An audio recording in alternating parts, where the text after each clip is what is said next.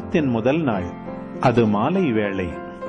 யூதர்களுக்கு அஞ்சி சீடர்கள் தாங்கள் இருந்த இடத்தின் கதவுகளை மூடி வைத்திருந்தார்கள்.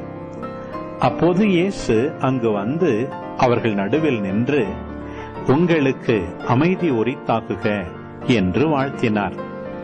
இவ்வாறு சொல்லிய பின் அவர் தம் கைகளையும் விலாவையும் அவர்களிடம் காட்டினார். ஆண்டவரை கண்டதால் சீடர்கள் மகிழ்ச்சி கொண்டார்கள். இயேசு மீண்டும் அவர்களை நோக்கி, உங்களுக்கு அமைதி உரித்தாகுக.